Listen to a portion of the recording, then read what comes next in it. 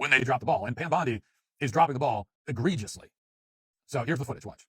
These universities are complicit in allowing conservatives to be harassed on campus. And what happens when you allow a university to harass conservatives and don't expel or don't take an action is what happened last week. It is. And on a broader level, the anti-Semitism, what's been happening at college campuses around this country is disgusting. It's despicable. And we've been fighting that. We've been fighting these universities left and right, and we're not going to stop. There's free speech, and then there's hate speech. And there is no place, especially now, especially after what happened to Charlie, in our society.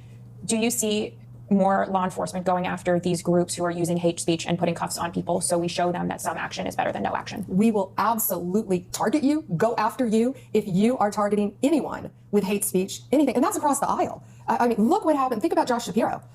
What happened to Governor Shapiro? I talked to Josh multiple times. Democrat governor, Jewish. They firebombed his house while his wife and children were sleeping upstairs. It's a miracle. Nothing worse happened to, it's a miracle that nothing happened to Josh and he and his family are safe. This should not need to be said, but the concept of hate speech should never be invoked by anyone, much less a conservative, and much less a conservative who's the highest law enforcement official in the United States of America. Hate speech is not a real thing. Hate speech is not a valid legal category, as Charlie Kirk himself argued. Hate speech is, if it's anything, it's protected speech, period. You can say hateful things. You have the legal right to say hateful things. You can say the most hateful, bigoted thing you want to say. And the government has no right to punish you for it. Now, there could be social consequences. There could be cultural consequences. Other people can decide that they don't want to associate with you anymore because you say horrible, vile things and revealed yourself to be a horrible, vile person. That can happen, obviously. But the government cannot punish you on the basis that what you said was hateful. This is definitely wrong because this is not what Charlie Kirk at all advocated for. In fact, he advocated for people who disagree with him. That's why he always wanted to have long discussions with people who disagreed with him. And with each person, he would allow a long time for a back and forth because he wanted to have those discussions. Even if you opposed him, he still wanted you to be involved in politics. And the fact that people are trying to use his assassination in order to justify going after hate speech, which is insane because I remember in 2020 when you couldn't even say anything about COVID-19, even us saying that word, oh my God, it's still like, ooh, am I going to get shadow banned? Because it was people, Democrats, who heavily pushed for people to be restricted on what they could and could not say, especially on social media. And I remember in 2020 when that was one of those years when I definitely started to move against Democrats. I started to move against what they believe because I was just like, no, I don't believe in this at all. I should be allowed to reject a government putting things into my body, and nobody should tell me that, oh, I'm an evil human being. No, you guys are just full of propaganda. And I remember that a lot of people were for people's rights to be taken away. That still doesn't justify us taking other people's rights away because, again, it's only gonna backfire on us. Like, come on now.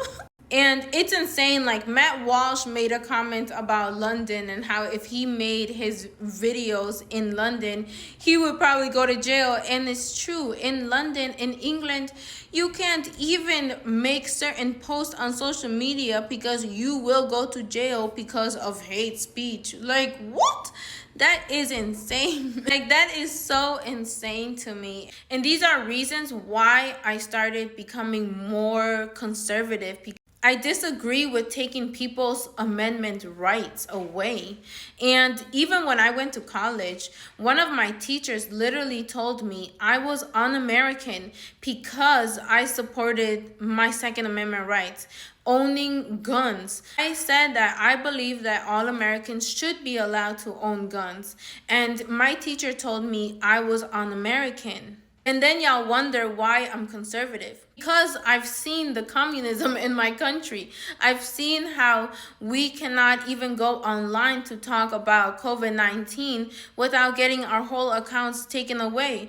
You cannot even reject a government because Democrats want to support government taking over our rights. Like, what? It's very insane to me how she's willing to use Charlie's assassination in order to also talk about anti-Semitic hate speech, because we as Americans should be allowed to criticize a foreign country.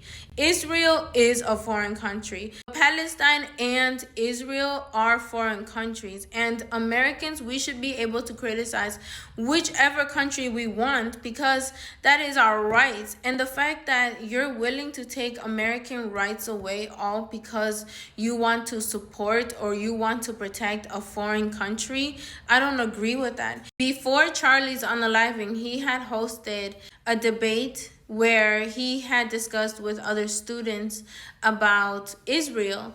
And honestly, I was very glad that he had done that, because I got to hear his perspectives on Israel, and I will talk about that. You see in that video how Charlie wanted Americans to be allowed to criticize a government of Israel, because that is our right. And trying to use his unaliving to pass these hate speech crimes, that is not okay with me at all.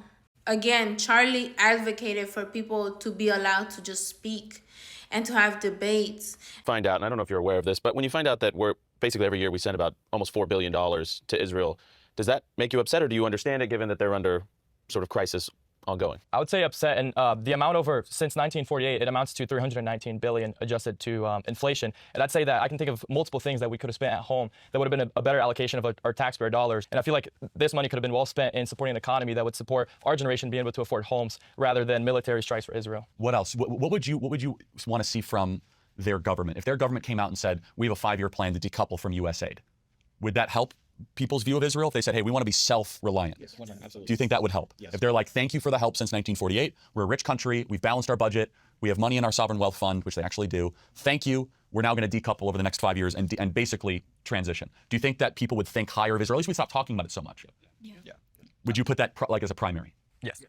I would say like that can kind of follow up with a lot of other things, like a lot of other like even European nations. Like I feel like they were kind of like, even Trump had to like kind of even out NATO so that everyone was kind of paying the same, not the same amount, obviously, 5%. Yeah. But it just because like nobody wants a lot of Americans do not want people freeloading off the United States. And as you said, 319 billion being sent to Israel over all these years, that's comparable to the amount we've sent to Ukraine. And there's been a lot of controversy over that, and yet not as much over Israel. And people are judged very heavily if they critique that aid that is given to Israel. I think I'm pro-Israel. I support them. I believe Israel has a right to exist. I believe that they are the only state in that region with the right to exist. But why are we treating them differently than any other ally? Should we not be judging them, holding them to the same standard? Your view is articulated by a lot of young people and held by a lot of young people. Because let's now take a step back and let's now broaden it. How many of you guys think when a lawmaker, and a man I respect like Ted Cruz, uses the Bible to justify aid to Israel, doesn't even know the verse, do you guys think that's like not the best way to approach this? Raise your hand. Okay. I think Ted Cruz used Genesis 12:3. I think a lot of people see that as off-putting when you look at the New Testament. Why? Because I think a lot of people, they look especially at the writings of Paul, where he talks about how the new flesh is not the same as the people in the Old Covenant. The new flesh is everybody, is everyone's Talking included. about Romans 9. Yes, through 6, 11. yeah. Are you Catholic?